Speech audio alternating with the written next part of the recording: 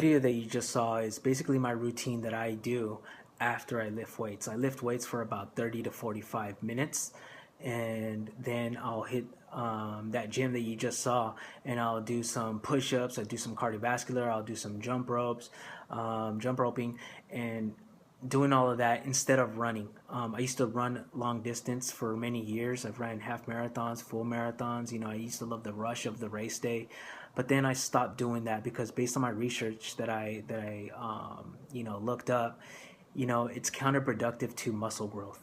You're burning a lot of calories when you're running. Long distance, you're burning about 700 to 1,000 calories in one long distance run, and it's hard to maintain muscle that way. You're just burning too many calories, and for maintaining muscle you have to eat a lot of calories. Again, when you're losing all of that in long distance running, and on top of that you're probably lifting weights, it's just too much. So I decided to just cut that all out and just lift weights and do some cardiovascular activities as you saw in that video. Hey everyone, this is week 3 of my 20 time project, and this week I decided to change my routine. Going into it, I decided to change my routine every 2 weeks. So for the first 2 weeks I I began my routine with a workout by Mario Lopez. It was a book that I picked up a few years back that I started with. So it just gave me a routine to follow, and it goes by phases. And so it goes by phase 1, phase 2, phase 3.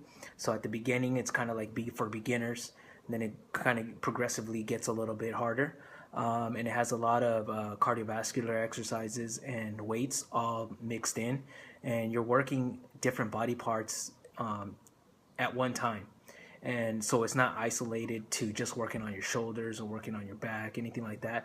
It's all mixed. So I really like this workouts because it does work out your whole body in one visit to the gym.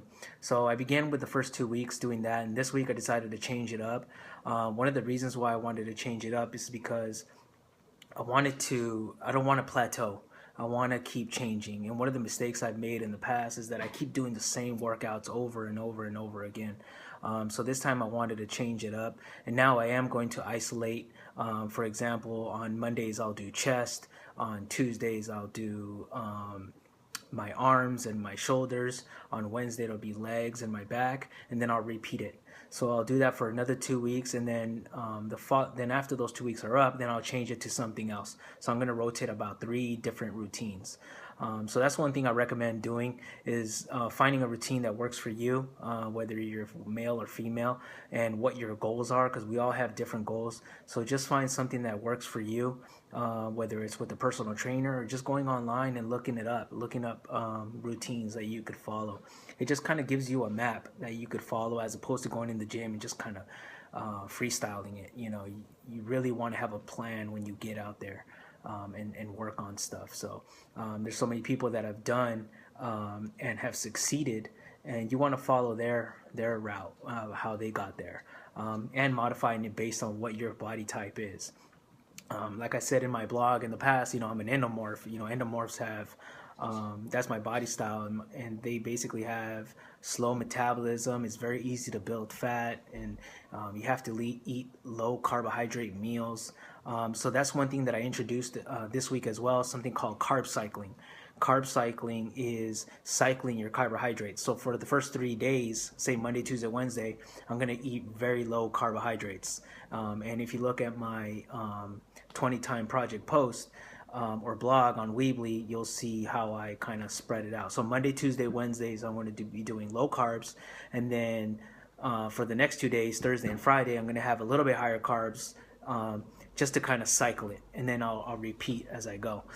But at the same time, every meal is going to have a lot of protein, and it's going to have a little bit more fat. But the only thing that's going to fluctuate is my carbohydrate intake. Again, that's because based on my body type, and it's not exactly for everybody. So if you have a different body style, it's not going to work for you. You're going to have to do something different and look that up. And it's very easy to find on the internet. So many people want to share this type of information, and it's very easy to access and for free.